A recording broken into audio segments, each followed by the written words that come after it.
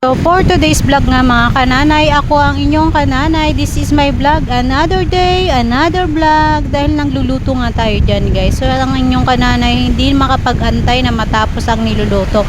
Gusto nang matikman ang lasa ng kanyang niluluto. Ano nga pala yan guys? Okay na hipon guys. So ayan, nagawa din ako ng sausawan. So Diyos ko po, napakasarap. So kaya naman ako nataba mga kananay dahil nga nagpiprito pa lang kumakain na, 'di ba? Tapos mamaya pagkakain na kakain ulit, 'di ba? Oh, ako yung nakakadami ng ulam. Sinasabi ko lang yung totoo. Kaya so ayun nga, dahil hindi ako nakontento sa isa lang, so dalawahin natin ang ating pagtikim. So parang hindi naman natikim yung ginagawa ng inyong kananay, oh. Lantak na 'yan, katakawan na 'yan. Oh, 'di ba?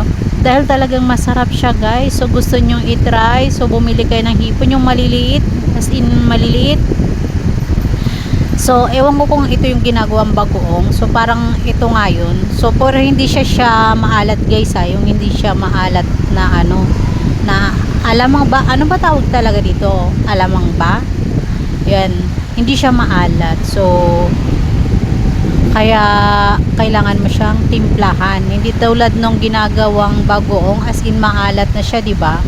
So ito hindi. So asawa ko nga pala yung nagtimpla niyan guys, pero tinikman ko siya guys, medyo matabang, kaya dinagdagan ko yan ng magic as in pampasarap na magic. So ayan, talaga namang ang sarap. So di ko matigilan yung bunganga kung wag mag-isa pa. So kaya tikim pa lang, dalawa na yung nakakain ko guys. Tapos paano na kaya pagkakain at may kasamang kanin? So talaga namang ano, ilan kaya yung makakain ko? Char. Siyempre alam ko na yun, pero panoorin mo syempre. Panoorin nyo kung ilan pa yung makakain ko. So ayan nga guys, so malapit ko na nga maubos ang pangalawa kong tikim. O diba, napakasarap naman talaga. Syempre ang pagkasunod niya guys, dahil tapos na tayong magluto. So eto na, syempre kainan time na guys. Ayan na, dahil gabi na nga. So ayan yung aking sausawan. So syempre ako unang kakain kasi yung mga anak ko wala pa kasi gabi sila umuwi. Dahil ako nga galing trabaho, so syempre pagdating ko luto, naka-prepare naman na yan, dinagdagan ko lang ng magic sarap. So kakain na ako, pagkaluto ko kakain na ako. Wala pa yung mga junaknak ko syempre kasi mga panghapon sila, gabi na sila umuwi. So ayan na nga guys. O ilan ba yan?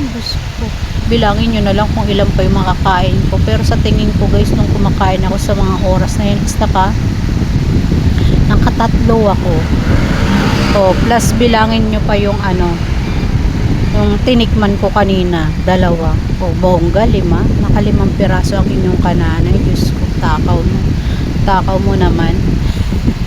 So ganun talaga. So ayan, wow, sarap. Pero hindi naman kasi siya guys yung as in makapal, kasi pangit siya pag makapal guys, hindi siya malutong-lutong. Syempre masarap yung may kunting lutong pag kinain mo. So at biglang ang dumating yung asawa ko dyan guys. So kaya naman kumain. Sabi ko, kain tayo. So ayan na nga guys, hindi mapigilan ko. So kaya hanggang dito lang muna guys ang aking video guys, dahil patapos na nga ang aking video. So hope na magustuhan nyo guys. So kaya bye bye na lang muna. See you in my next vlog. Bye.